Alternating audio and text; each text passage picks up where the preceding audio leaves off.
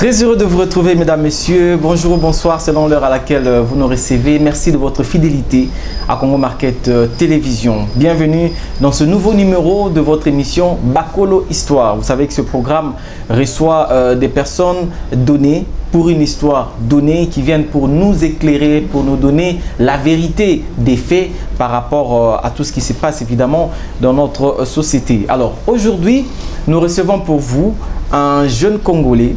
Il est ressortissant du Sud Kivu. Il nous parlera évidemment de sa province, le Sud Kivu, et il va nous parler d'une personne très importante, une personne qui est d'une notoriété noble ici en République démocratique du Congo. Il nous parlera évidemment de cette personne-là. Alors, sur mon plateau, il est déjà présent et bien installé. Monsieur Patrick Buino, bonjour. Bonjour, Cédric Lokossa. Comment allez-vous? Je vais bien, merci. C'est la première fois qu'on vous reçoit dans Congo Market Télévision. Ça va? Vous vous sentez bien? Oui, je me sens bien. J'espère qu'on vous a bien accueilli ici. L'accueil est chaleureux. Merci beaucoup. Alors, Patrick Buino, vous êtes juriste de formation. Effectivement. Alors, s'il faudra vous-même vous présenter, vous vendre au monde entier que le Congo, votre pays, vous connaisse comme il se doit, que direz-vous? Qui êtes-vous? Bon, pour mes chers compatriotes, je suis Patrick Buino, originaire du Sud Kivu, juriste de formation, et aussi un jeune très engagé pour la cause de la jeunesse congolaise. Alors, très engagé aussi à côté d'une personne, on en parlera tout à l'heure, mais parlez-nous un peu du Sud Kivu. Aujourd'hui, peut-être bon nombre, ou je vais dire la majorité de la jeunesse congolaise ne maîtrise pas vraiment la géographie de notre pays, ne maîtrise pas vraiment tout ce qui est, on va dire, sociologique de notre pays. Si vous pouvez nous parler un peu du Sud Kivu, d'où vous êtes originaire. Merci. Le Sud Kivu se localise à l'est de la RDC, dans l'actuelle province du Sud Kivu. Le nom n'a pas changé depuis. Il y avait auparavant l'ancienne localisation, l'ancienne géographie, la carte, l'ancienne carte parlait de la province du Kivu. Le Grand Kivu. Le Grand Kivu. Mais par la suite, cela avait été découpé en trois provinces, dont le Maniema, le Nord Kivu et le Sud Kivu. Oui. Et alors, vous êtes du Sud Kivu. Le chef-lieu, c'est Bukavu. Bukavu. Oui. Voilà. Alors, vous êtes venu ici pour nous parler d'une personne qui est ressortissante du Sud Kivu. Il s'agit de la très distinguée première dame, Madame Denise Nyakeru Tshisekedi. Parlez-nous-en un peu. Oui, la distinguée première dame, Denise Nyakeru Tshisekedi, est originaire de la province du Sud Kivu, du territoire de Walungu, qui est dirigé par Sa Majesté le Mwami Weza Ndataba et Pierre III. Le territoire de Walungu a une superficie de 1800 km². Le territoire de Walungu se trouve à plus de 300 km de la frontière de Ruzizi. Le territoire de Walungu a une très belle hydrographie, sans parler aussi de sa terre qui est très fertile. Évidemment. Oui, à Walungu, on produit le lait de vache appelé le machanza. Il y a les haricots, les riz et bien d'autres produits alimentaires. Les haricots, j'en sais quelque chose parce que j'en ai consommé beaucoup. Alors, avant que nous puissions progresser dans cet entretien, on a dit que, évidemment, vous êtes venu parler de la très distinguée première dame. Mesdames, messieurs, nous allons vous laisser le temps de suivre un document que Congo Market Télévision a réalisé, une sorte de biographie, un portrait que Congo Market Télévision a réalisé pour vous parler évidemment de la personne de Madame Denise Nyakeru Tshisekedi. On suit cet élément et on va se retrouver juste après. Originaire de la ville de Bukavu dans la province du Sud Kivu, Madame Denise Nyakeru Tshisekedi est née dans le territoire de Walungu. Fille de M. Étienne Nyakeru, une grande personnalité faisant partie de la classe des évolués à l'époque coloniale, qui occupait un poste de responsabilité au sein de l'administration publique du Grand Kivu. Adolescente, Denise Nyakeru Tshisekedi perd ses deux parents, morts de suite d'un accident de circulation dans la ville de Bukavu. Quelque temps après, elle s'installe dans la capitale Kinshasa, où elle fait ses études secondaires et humanitaires au lycée Tobongisa. Ensuite, elle poursuivra ses études supérieures en Belgique et là, elle se spécialise en sciences infirmières. Aujourd'hui, elle est responsable de la prévoyance de la violence sexuelle liée au conflit et présidente fondatrice de la fondation Denise Nyakeru qui lutte principalement contre les violences faites à la femme pour l'éducation de la jeune fille et l'autonomisation de la femme congolaise. La première dame de la République démocratique du Congo, qu'on appelle affectueusement Maman Denise, est totalement impliquée dans l'évolution de la jeunesse congolaise. Et celle-ci attend beaucoup d'elle, la République tout entière aussi.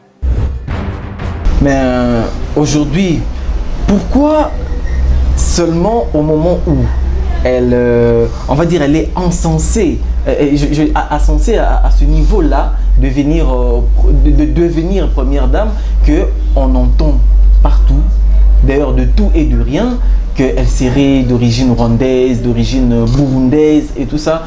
Pourquoi toutes ces rumeurs sur sa personne? En effet, la distinguée première dame est congolaise d'origine et de naissance. Elle est née à Bukavu. Elle a perdu ses parents très jeunes à Bukavu. Ensuite, elle est allée vivre à Kamina. Par la suite, après avoir étudié à Kamina, elle est venue s'installer à Kinshasa, où elle a étudié au lycée Tobongisa. Elle a fait la coupe et couture. Par la suite, à l'âge de 18 ans, elle est allée en Europe, où elle a étudié l'infirmerie. Elle est spécialiste dans les sciences infirmières. Je peux demander à mes chers compatriotes de ne pas prêter la moindre attention à ces dires. Elle est congolaise, c'est votre sœur. D'ailleurs, elle a passé la plupart de son temps en Europe et à Kinshasa, plus qu'à l'Est. Elle est vraiment congolaise. Elle est vraiment très impliquée pour la cause des Congolais, qui sont ses frères.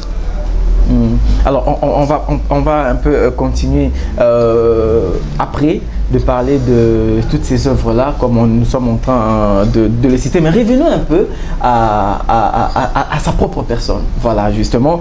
Est-ce que aujourd'hui, on peut présenter les sœurs, les frères de la première dame pour nous confirmer réellement qu'elle est congolaise? Bien sûr, les frères et sœurs de la première dame, elles sont en RDC. Elles sont ici à Kinshasa, ils sont à Kinshasa. Ses neveux, ses nièces sont ici. Et ils sont présentables.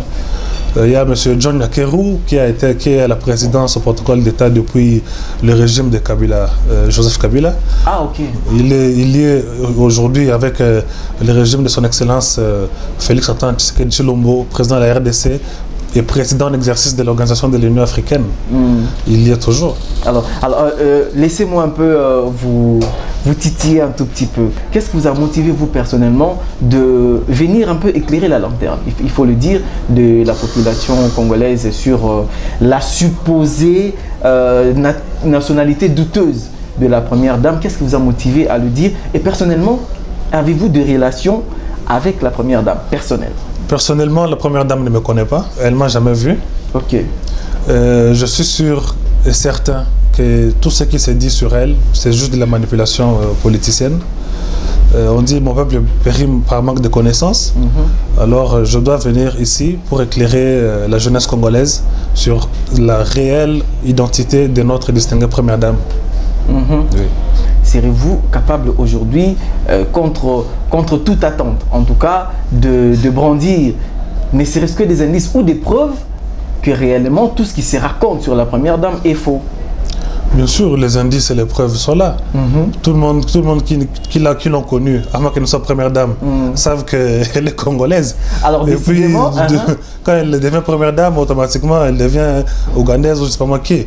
C'est pas sérieux. Voilà, décidément, tous ceux qui disent qu'elle n'est pas congolaise, ce sont des personnes qui ne l'ont connue que lorsqu'elle est devenue première dame. Effectivement. Elle est impliquée sur la cause des Congolais. On sait aussi que la première dame est très engagée dans les affaires humanitaires, dans l'éducation. Elle est beaucoup dans des œuvres philanthropiques. Et aujourd'hui, on connaît ce qui est le fait le plus marquant, c'est sa fondation, la fondation Denise Nyakeru. Est-ce que vous pouvez nous en parler? La fondation Denise Nyakeru existe depuis quelques années. Elle est très impliquée sur 4 champs d'application.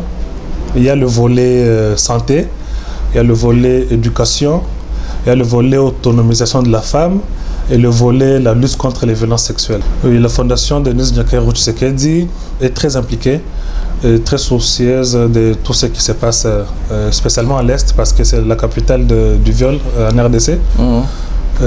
Notamment, elle mène des lobbies auprès du gouvernement congolais et aussi dans d'autres ONG internationaux qui militent pour les droits des femmes. Et justement, en parlant de droits des femmes, elle est aussi très impliquée dans ce qu'elle a toujours prôné, l'autonomisation de la femme congolaise. Et là, elle parle beaucoup plus de l'entrepreneuriat. Est-ce qu'aujourd'hui, il y a, comme on peut dire, un fonds d'investissement pour aider les femmes à l'entrepreneuriat, ou quelles sont aussi à ce niveau-là les techniques que sa fondation a mises en place pour que les jeunes femmes se retrouvent et s'autonomisent?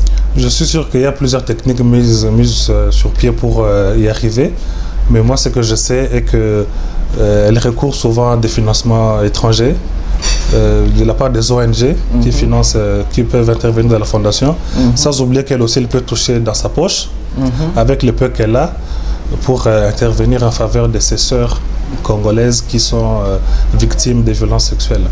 Ok, alors on va revenir un peu sur la fondation Denis Nyakeru. Il y a aussi un autre aspect que la première dame est en train de prôner, c'est l'éducation. Oui. L'éducation particulièrement de la jeune femme congolaise. On a vu, je ne sais plus s'il y a eu plusieurs éditions, on va un peu, la production va essayer de m'éclairer, mais il y a eu, je crois, quelques éditions déjà de la bourse excellentielle. Oui. Personnellement, quand vous voyez toutes ces réalisations-là, dans l'éducation, dans l'investissement sur la femme, dans la lutte contre les violences faites à la femme, qu'est-ce que ça vous inspire en voyant la première dame produire toutes ces œuvres-là? Cela me rend très heureux parce que je me dis qu'elle est vraiment très impliquée, elle aime son peuple, parce que c'est elle notre maman, la maman de tous les Congolais actuellement. C'est une bonne chose parce que quand elle doit déjà promouvoir l'éducation, parce que l'éducation c'est le socle même du développement d'un pays, quand elle doit promouvoir la jeunesse, envoyer des jeunes à l'étranger pour se former, pour être bien formés aussi, c'est-à-dire qu'elle a une certaine vision pour le pays. C'est sûrement une vision à long terme, parce que ceux qui vont pour les formations ailleurs, dans beaucoup de pays, et quand ils vont revenir, ce qu'ils auront appris là-bas, ils viendront les mettre au profit de la RDC. Et c'est le pays qui gagne. Et pour ceux qui disent qu'elle le fait juste pour s'attirer la gloire et l'appréciation de la société? Non, je ne crois pas qu'elle soit ainsi. C'est d'abord une personne très effacée. De nature, elle est très effacée. Elle ne court pas derrière la gloire. Elle est vraiment... tout ce qu'elle fait, elle le fait avec son cœur. Alors, nous sommes en train de parler de ses œuvres à travers la fondation Denis Nyakeru. Mais certaines langues diraient que c'est une personne qui n'est pas très ouverte, elle ne s'approche pas des gens, elle est trop en retrait et tout ça. Est-ce que ces gens-là ont raison ou simplement que la première dame ne les a pas encore atteints? Je ne sais pas ceux qui peuvent dire ça s'ils sont à Kinshasa. Mais ceux qui vivent à Kinshasa savent que la première dame, elle est très accessible. Même maintenant, après cette émission, vous pouvez aller la chercher, vous la verrez à tout moment. Elle est disponible, elle reçoit tout le monde. Même, vous avez vu, même dernièrement, il y a eu une photo qui circulait sur les réseaux sociaux où un monsieur avait fini ses études et il est allé au marché là où sa maman vend le poisson, parce que c'est l'argent du poisson qui l'a aidé à finir ses études. Et puis il a fait porter sa toge à sa maman. Automatiquement, la première dame, quand elle a vu ça, elle a fait appeler l'enfant et sa maman pour les féliciter. Ça, c'est une bonne chose. Elle est très, très impliquée, elle est avec son peuple tous les jours. Tous les jours. Alors, vous, personnellement, Patrick Buneau, vous ne serez pas en train de chercher une faveur de la première dame en la défendant comme vous le faites maintenant? Non, pas du tout, pas du tout. Je ne cherche pas de faveur. J'ai étudié et je sais que le pays est en train de changer. Nous tous, toute la jeunesse congolaise a maintenant facilement accès au travail. Je sais que je peux très bien gagner ma vie avec tout ce que j'ai eu à apprendre à l'université. Alors, la première dame, son mari est président de la République depuis maintenant 2 ans et quelques mois. Qu'est-ce que la jeunesse, en réalité, la jeunesse congolaise tout entière, peut retenir de cette dame? Qu'est-ce qui a de bon en elle à prendre qui motiverait pratiquement la jeunesse congolaise à faire confiance à notre première dame? Oui, c'est une dame qui a une vision très lointaine pour ce pays et pour sa jeunesse. Elle s'implique. On le précise, elle est très impliquée dans l'évolution et le développement de la jeunesse congolaise. Oui. Elle est partout et dans tous les secteurs. Oui. Elle est prête à recevoir tous les projets d'entrepreneuriat, tous les projets possibles, faisables en RDC pour développer et pour aider les jeunes à devenir de plus en plus indépendants et à ne plus compter sur qui que ce soit pour réaliser telle ou telle chose. Alors, il y a, bon, je ne sais pas si moi je peux appeler ça parodie, mais dans les réseaux sociaux, nous voyons beaucoup des comparaisons que l'on fait de la première dame à celles qui l'ont précédée, notamment les deux épouses du président Mobutu qui étaient vraiment très en vogue, maman Antoinette et maman Bobila Dawa, et tout récemment maman Olive Lembe Kabila. Est-ce qu'aujourd'hui madame Denise Nyakeru Tshisekedi peut être comparée à ses prédécesseurs? Bon, cette comparaison, est-ce que cette comparaison est raison?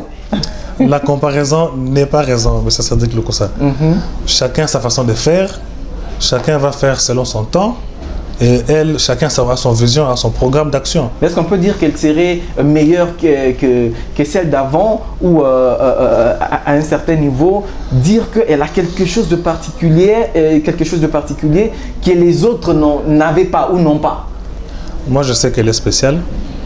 Et me dire qu'elle est meilleure ou pas, je ne sais pas, mais moi je sais qu'elle est spéciale et que ses actions sont visibles sur le terrain, tout comme partout en RDC. On est en train de voir ce que la fondation est en train de faire et elle-même elle est très impliquée. Dernièrement, vous l'avez vu aller au Congo central. Je suis sûr prochainement il ira dans d'autres endroits parce que c'est son pays, elle va sillonner comme elle veut pour satisfaire les attentes des Congolais. Alors, mesdames, messieurs, vous êtes en train de nous suivre de partout dans le monde. Vous savez que cette émission, Bakolo Histoire, est une émission spécialement bilingue. Alors, nous recevons un invité aujourd'hui très particulier qui n'est pas très à l'aise avec le lingala. Mais quand même, je vais me faire le devoir de vous expliquer tout en lingala par rapport, je vais dire, au cahier de charge de cette émission. Alors, Toyambi, Ndeko Patrick Bouino, Azali Motoyami Beko, Azali juriste. Vous avez étudié où? À l'université de Kinshasa. Voilà, à Tangi Awa, à l'université de Kinshasa, na faculté à droit, na campus Nengtolobango Awa. Na Kinshasa, aza originaire ya Sud Kivu, à Botamikuna, à Kolikuna, à Ekotanga Université Awa, na République démocratique du Congo. Ndeko Patrick Bouino, à Kolobela Biso, maman Denise Nyakeru Tshisekedi, moi si atata mokonzi Félix Antoine Tshisekedi, parce que Makamoza Kolobama Ebele, Baza Kolobao, Aza Rwandaise, Baza Kolobao, Aza Burundaise. Finalement, ba rumeur on est tellement ébélé que mutumo tazo pe sabiso nationalité exacte. Oh balobi rwandaise, oh balobi burundaise. Aye ndeko Patrick Bouino a talisi biso noir sur blanc que maman Denise Nyakeru Tshisekedi azali bel et bien congolaise. Azali congolaise abotami na territoire ya Walungu na Sud Kivu et sika botami pe akoli wana na âge à 18 ans de akendaki na mikili ya poto bisika azalaki akendaki atangi sciences infirmières, donc azali munganga. Voilà, et tomoni awa binomo bolandi awa ndenga tobeti lisolo ya fondation Denise Nyakeru oyo eza kosala misala ya makasi pe ya ebele pour soutenir Bilenge, peut soutenir Moisi ya Congo, parce que la fondation a lutter contre violence faite à la femme, lutter pour évolution, il y a Moisi donc autonomisation, il y a Moisi et puis lutter pour éducation, il y a Moisi, il y a Congo pour que développement ezala makasi. Tolo bakango na Congo Market Télévision. Développement et République démocratique du Congo, c'est-à-dire que ce qui Congolais a se développé, Congo peut et se développer. C'est pourquoi nous investissons dans l'homme. Nous devons le savoir que la plus grande difficulté ou le plus grand problème de la RDC, c'est l'homme. Parce que Motonde Motone Zakosala. moto ne moto na eza ko baluka pona ko sala o ebongi po te mboka ke ne liboso. Soki moto ya moto e baby mboka pe e baby. C'est pourquoi nous travaillons sur l'homme. Ndenge ndeko Patrick Bouino Azali Awa, c'est un intellectuel. Azali Kalaka, atangi classe na ye. Azali pe kobunda, Azali investi na jeunesse pour que Bissonion sototia maboko na tina été Congo et Kindeliboso. Alors Patrick Bouino, nous sommes déjà en train de chuter. On a parlé de la première dame. Est-ce que aujourd'hui, c'est une question que je vous pose, qu'est-ce que la jeune femme congolaise peut prendre pour modèle en la première dame?